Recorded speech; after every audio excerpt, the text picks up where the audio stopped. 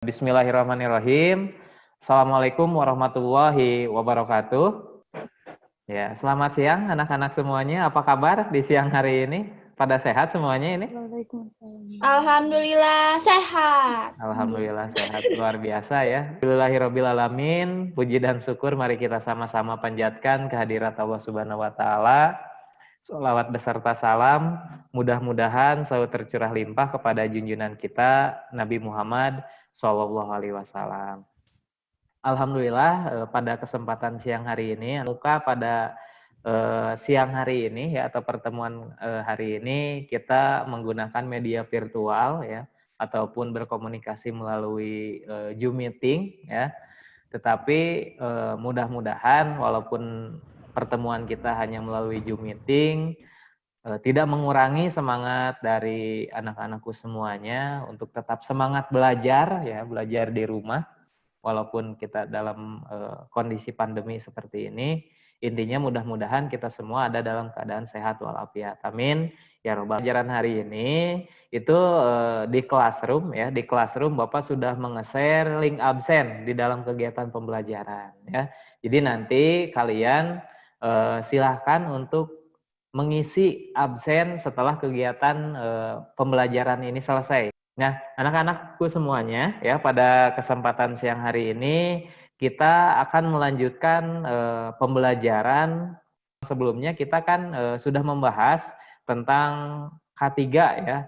K3 itu ada yang tahu tidak kepanjangan dari K3 itu apa? Coba materi yang akan kita pelajari ya, materi yang akan kita pelajari bersama yaitu mengenai prosedur penerapan K3 dan faktor-faktor penyebab kecelakaan kerja ya. Prosedur atau kalau sering dikatakan di perusahaan itu ada yang disebut dengan SOP atau standar operasional prosedur seperti itu ya. Nah, sebelum ke materi coba Bapak nanya lagi nih ya. Kalau pernah mendengar kata prosedur nggak, Cep? Pernah, Pak? Pernah. Coba kira-kira menurut Acep apa prosedur itu, Cep? Atau tahu aja tetapi tidak tahu pengertiannya gitu?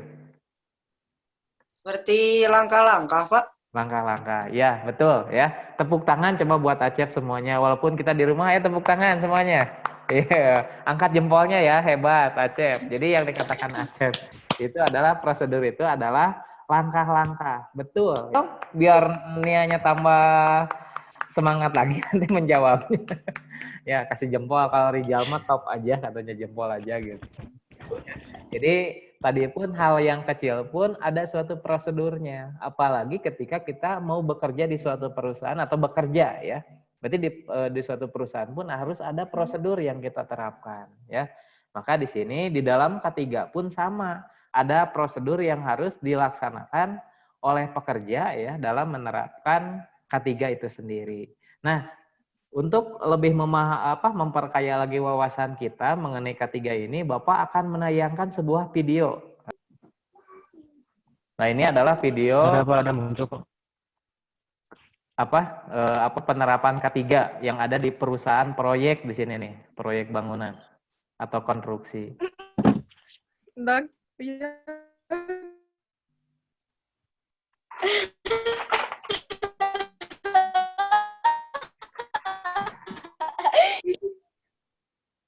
Tuh, akibat kita melalaikan ya. Akibat kita melalaikan jadi tertimpa gitu. Nah, ini ada salah satu contohnya. Oh ya, Bos. Nah, dia tertimpa oleh pasir ya. Karena dia berjalan di jalan kendaraan gitu, bukan di jalan untuk pekerja. Oke, terima kasih.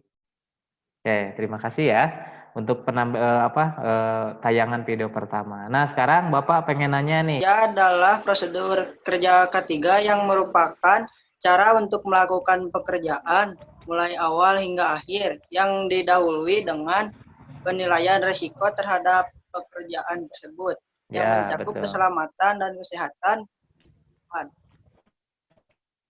2. Manfaat K3. Berikut ini manfaat yang bisa diambil jika perusahaan itu menerapkan prosedur K3. Ya. A. Pekerjaan merasa aman melakukan pekerjaannya dan perusahaan juga diuntungkan karena tidak harus mengeluarkan biaya penyembuhan terhadap karyawan yang celaka akibat kerja. Ya. B. Hemat waktu karena karyawan tidak harus berpikir panjang dan hanya mengikuti prosedur yang telah ditetapkan. C. Sebenarnya masih banyak manfaat yang bisa didapatkan baik itu oleh perusahaan ataupun karyawan dengan adanya prosedur ketiga. Kita akan belajar tentang kesehatan dan keselamatan kerja. Kita masuknya ada di prosedur nih, ya. Ada di prosedur ketiga. Yang pertama adalah mengenai pengertian. Apa sih itu prosedur? Ya, prosedur itu adalah suatu aturan ya ataupun suatu keharusan yang harus dilaksanakan oleh perusahaan dalam menegakkan ataupun melaksanakan kesehatan dan keselamatan kerja. Tadi manfaatnya betul yang disampaikan oleh Acep. Ya. Jadi manfaat yang pertama adalah memberikan kenyamanan, ya kenyamanan kepada karyawan atau pekerja ketika dia melaksanakan suatu pekerjaan. Yang kedua menghindari kerugian yang dihadapi oleh perusahaan ataupun oleh karyawan karena kecelakaan itu sendiri. Dan perkembangan ketiga ini ya sudah kita tahu dimulai dari revolusi industri ya dari 1.0 itu K3 itu sudah mulai diterapkan di beberapa perusahaan. Nah, selanjutnya resiko terberat dari kecelakaan kerja itu adalah kematian ya. Apabila kita melalaikan suatu pekerjaan, maka ya terjadilah resiko yang terberat itu adalah kematian. Ada beberapa faktor penyebab kecelakaan itu sendiri ya, mulai dari faktor manusia, faktor teknis dan faktor non teknis. Oke. Nah, penyebab kecelakaan kerja yang keempatnya itu adalah faktor lingkungan. Jadi faktor lingkungan ini juga sama sangat berpengaruh. Setelah kalian mengikuti ataupun menyimak video pembelajaran yang sudah Bapak tayangkan dan PowerPoint atau materi yang disampaikan dalam PowerPoint, sekarang tugas kalian coba cari tentang faktor-faktor penyebab kecelakaan kerja. Penyebab kecelakaan kerja menurut Mangkunegara 2008 yaitu 1. Keadaan tempat di lingkungan kerja.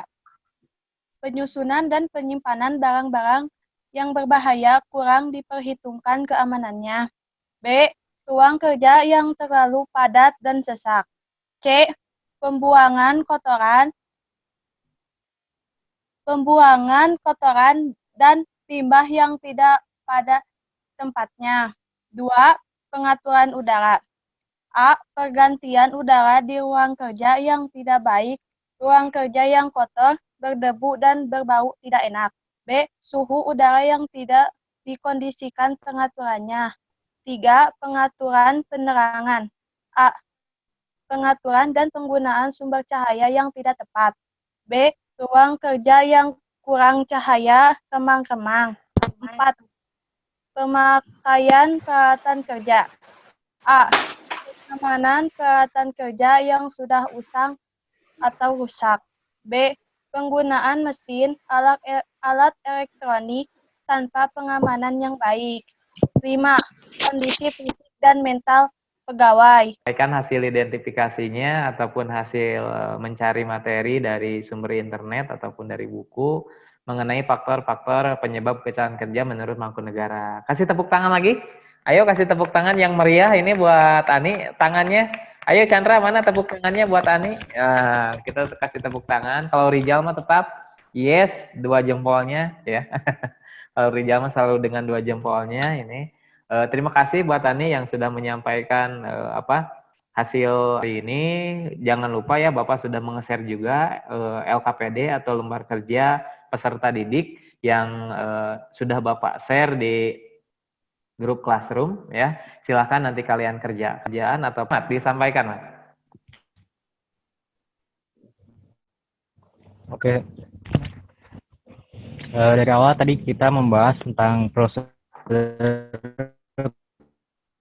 ketiga.